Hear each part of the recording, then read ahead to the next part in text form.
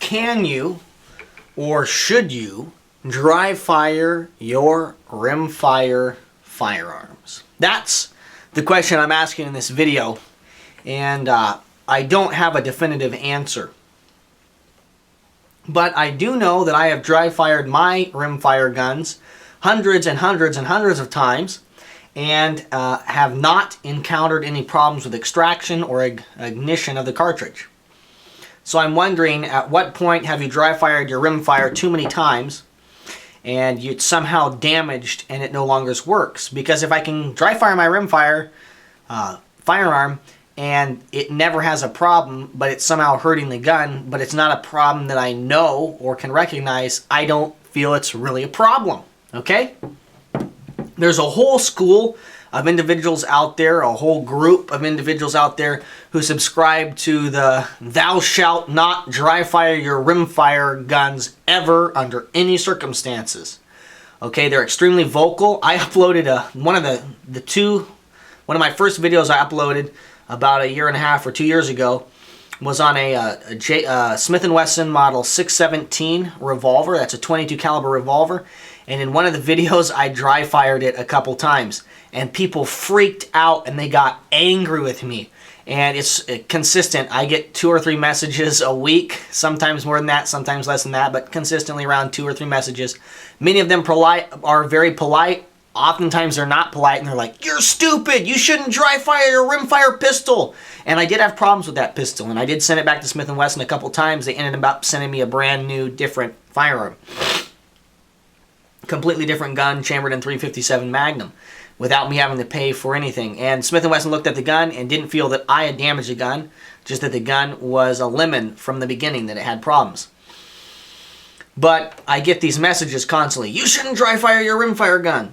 And so people are freaking out about this, and I'm actually wanting to know, should I or shouldn't I? Now, I know there's going to be lots of people that watch this video and say, well, I hope there's lots of people that watch this video. Maybe there will only be 2 or 3, but people watch this video, and I'm sure I'll get comments where, yeah, you should never dry fire your rimfire. Okay, I understand that people feel that way, but why?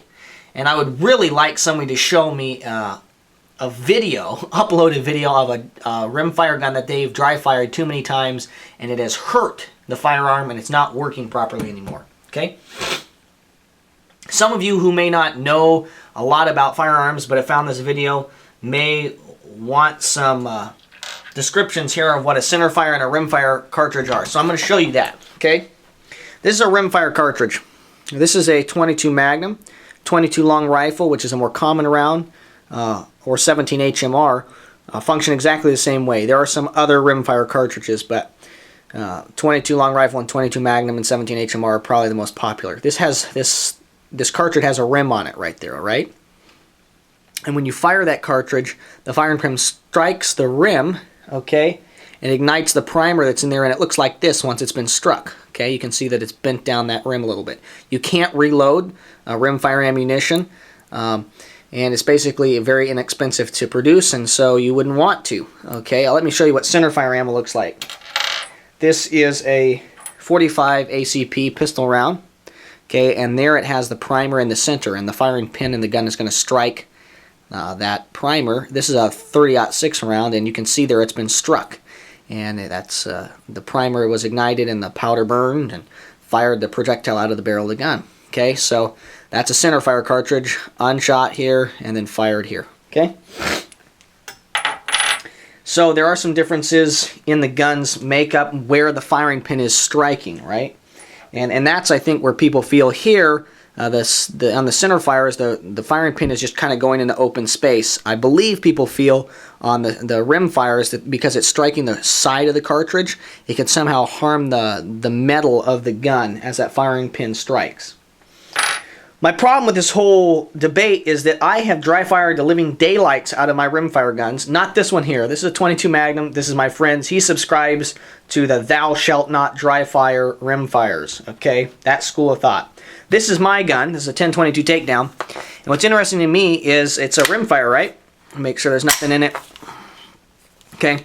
But when you load this gun, it doesn't have a last shot hold open. So when you pull the trigger, it doesn't lock to the rear if there's the last bullet. Then you put a new round in and strip it off. Okay, the gun's designed, just going to safety check it again, to be dry fired. Okay, on the last shot, that's how you know.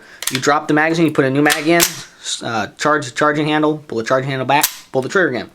Okay, so 1022s are designed that you have to dry fire them. Okay. And I have friends that have 1022s and have owned them for many, many years and have dry fired the living daylights out of them, not intentionally, but just by shooting the gun, and it still functions perfectly. All right, I have a friend of mine who owns a very old 22 long rifle bolt action gun. It was his grandfather's. It was passed down to his father, and now he has it. And he's not an elderly guy by any standard, but he's not 18. Okay, he shot this gun hundreds, thousands, and thousands of times. And he dry fires it. I've seen him dry fire it. He dry fires it lots. He tests, you know, he practices his trigger pull on it, okay, by dry firing the gun.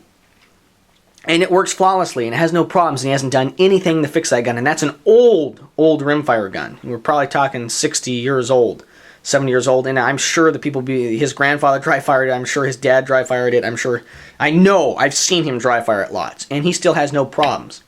So my question is if you're not supposed to dry fire rimfires, I have a gun right here that you have to dry fire, okay, to know that it's empty. And maybe Ruger does something different. Also, the 2245 lights here.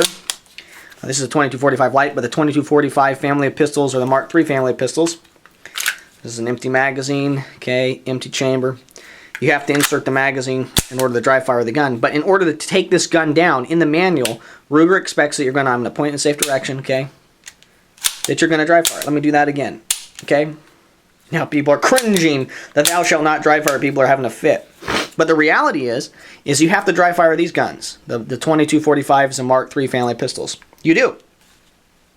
In order to break them down, okay? You're going to dry fire the 1022 unintentionally, just knowing that the gun is empty. So, if you're not supposed to dry fire rimfire, I would really appreciate if somebody would upload a video of a rimfire that they have dry fired too many times and have had problems. The gun is no longer functioning because of the things they've done to it. If you can't upload a video, leave me a comment. And, you know, no matter how you feel on this debate, weigh in, leave a comment, upload a video. I'll connect it down below and attach it. One word of warning though, if your video is laced with profanity or if your comments are laced with profanity, I won't add your video to any kind of a playlist or connect it in any way to my videos. I will delete your comments, and if I continue to see inappropriate language, I'll probably block you, okay? I'm doing that more and more. You know, there are lots of channels where you can go be a potty mouth. My channel is not one of them, okay?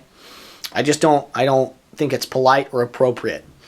But I would love for you guys to leave me a video. I would really like a video of somebody showing, you know, a gun that they have dry fired too much. It's been hurt. Leave your comments. It is funny to me, there's this group of people that feel that you cannot dry fire rimfires. Again, I've dry fired my rimfire guns hundreds and hundreds of times. They get really, really angry when this comes up. And they call you like bad names, and it just makes them so angry. I don't understand what the problem is. Why can't, I mean, let's say it's my gun and I'm destroying it. It is my gun and I'm destroying it. Okay, it doesn't cost you any money. Leave comments. Let me know what you guys feel about this topic. Should I or should I not dry fire my rimfires, and why? Thanks so much for your views and your subscriptions, guys and gals. This is the Gear Tester signing off.